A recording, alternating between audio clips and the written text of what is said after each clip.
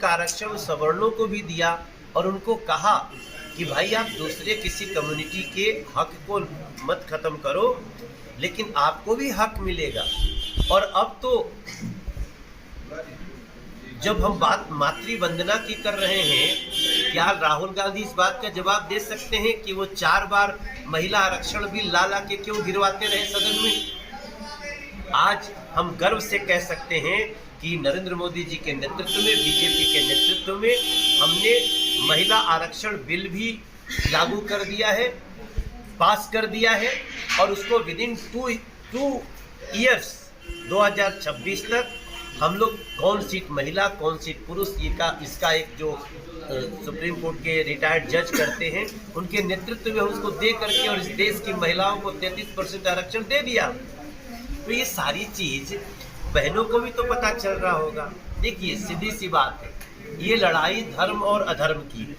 अधर्म माने कांग्रेस, धर्म के रास्ते पे, धर्म मतलब हिंदू मुसलमान मत समझिएगा, धर्म अधर्म, अधर्म के रास्ते पे कांग्रेस है। वो कभी कभी जनता को गुमराह करने की कोशिश करती है, लेकिन जब सत्ता में आती है तो क्या होता है, वो हमास का सपोर्ट करती है।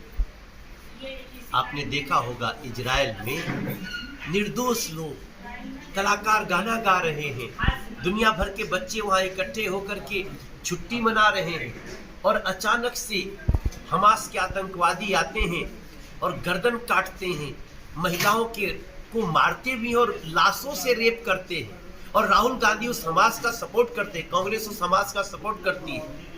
भारतीय जनता पार्टी, देश की सरकार, नरेंद्र मोदी जी खुल करके इजराइल के साथ है, दुनिया इजराइल के साथ है, लेकिन कांग्रेस किस साथ देती है? हमास का। आज हमारे देश का मुसलमान भी कहता है कि दुनिया का सबसे सुरक्षित अगर कोई देश मुस्लिम के लिए भी है तो वो है भारत।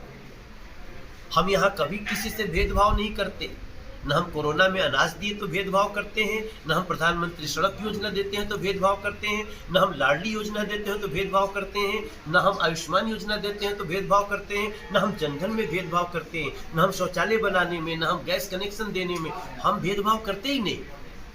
तो मध्य प्रदेश से मेरा प्रार्थना यही है कि इन बातों का विचार करना है, और राहुल गांधी जी इस देश को हमास की प्रवृत्ति पे ले जाना चाहते हैं, हम इनको कभी भी सफल नहीं देंगे। याद रखिएगा, ये मत भूल जाइएगा, क्योंकि अभी आपको जनसंख्या नियंत्रण बिल लाना है, मध्य प्रदेश को लाना चाहती है मध्य प्रदेश की जनता। तो जनसंख्या नियंत्रण बिल को आप ही कि कहीं ऐसा न हो जाए कि विधायक किसी और के हो जाए और उनके चुने हुए राज्यसभा के लोग हमारा बिल रोक दे।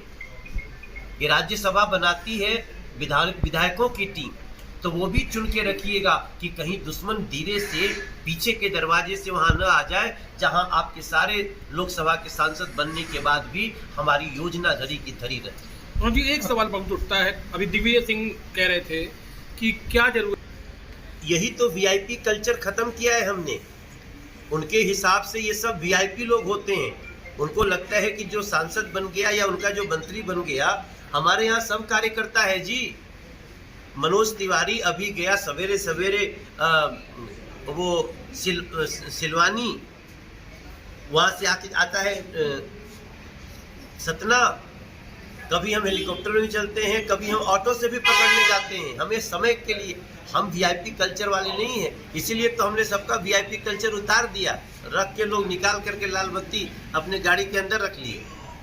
उससे दर्द होता है उन लोग को।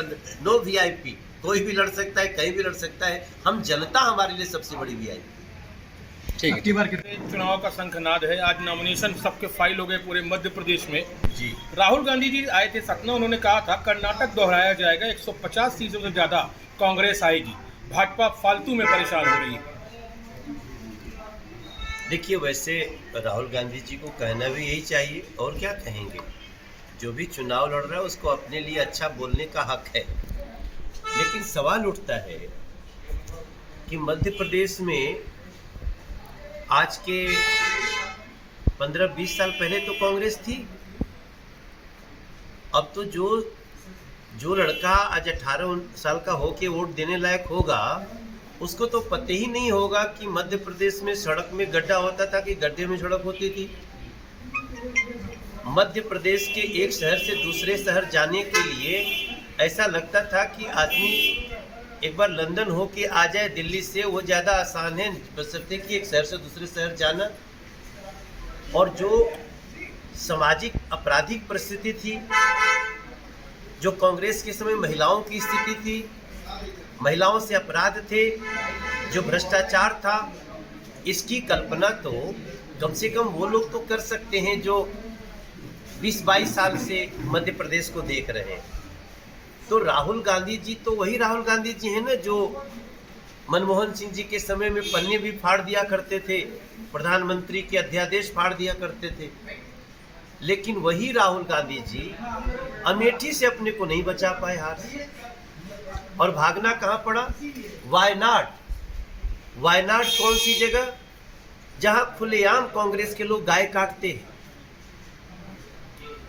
मध्य प्रदेश के गली गली में पता चले कि आज राहुल गांधी जी क्यों उस इंडी अलायंस में हैं जो कहती है कि मैं सनातन धर्म को नष्ट कर दूं, करने के लिए इंडी अलायंस बनाए। और बोलने वाले अभी भी अलायंस में हैं। स्टालिन का बेटा है, मल्लिकार्जुन खड़गे तो अध्यक्ष ही हैं। तो इनकी कौन सी चीज छुपी हुई है? ये वही लोग हैं जो सड़क, स्कूल, अस्पताल तो छोड़ दीजिए, ये भगवान राम को भी काल्पनिक कहते थे। और भगवान राम का मंदिर अयोध्या में न बने, भगवान राम उसी तंबू में पड़े रहें, इसके लिए बड़े बड़े वकील, यही कांग्रेस कपिल सिब्बल सहित, सलमान खुर्शीद सहित बड़े बड़े वकील डालती थी। आज भारतीय जनता पार्टी ने क्या किया? आज भारतीय जनता पार्टी ने उस भगवान श्री राम का भव्य मंदिर बना करके 22 फरवरी को उसकी शुरुआत है। मध्य प्रदेश की कोई भी सड़क उठा लीजिए, हम एकदम एग्जैक्टली कोई गांव की होगी तो हम ये नहीं कह सकते, लेकिन मध्य प्रदेश में स्थिति ये है कि आपको भोपाल से इंदौर जाना है, आप जाइए, आपको लगता है कि सड़क नहीं, जैसे हम हवाई जहाज में चल रहे हो, इस तरह की फीलिंग आती है। और सबसे जो बड़ी बात थी कि घर घर में गरीब लोगों को जनधन से अकाउंट खुलवा कर डायरेक्ट बेनिफिट ट्रांसफर शुरू किया जिस पार्टी ने, उसके सामने राहुल गांधी जी क्या बोलेंगे? हाँ, चूंकि चुनाव है, आपको भी कुछ कहने का हक है, हमको भी अपना बताने का सब कुछ है। अब तो यहाँ से जब एमपी नरेंद्र मोदी जी के मन में है और एमपी के मन में नरेंद्र मोदी जी हैं, तो यहाँ से जो रास्ता हो रहा है उसकी एक वानगी आप महाकाल उज्जैन के सुंदर अभियान से देख सकते हैं। तो मेरा मानना है कि जो मध्य प्रदेश के लोग हैं वो बहुत समझदार हैं, वो कभी भी सनातन धर्म को नष्ट नहीं होने देंगे। जो मध्य प्रदेश के लोग हैं, ये विकास की जो धारा चली है भारतीय जनता पार्टी के समय में, उसको कभी भी रुकने नहीं देंगे। आप मध्य प्रदेश आए हैं, मध्य प्रदेश में 230 विधानसभा सीटों को लेकर क्या कहेंगे? मध्य प्रदेश में बीजेपी की सरकार फिर से बन रही है। देखो, ये बन तो पिछले बार भी गई होती, जो पिछले बार कुछ समय के लिए हमारी सरकार नहीं बनी थी, थोड़े सीट कम आए थे, उसके कारण में जाइए। आज सोचिए, एक ग्वालियर का इलाका जो था उसमें सवर्णों के मन में बहुत जहर फैलाया गया। उसका ये स्थिति हुआ कि हार जीत से ज़्यादा वो एक तीसरा क्या होता है, नोटा, उसको लोगों ने दबाया। लेकिन आज वही बीजेपी सवर्णों को भी 10% का आरक्षण दे चुकी है। भारतीय जनता पार्टी ने 10% का आरक्षण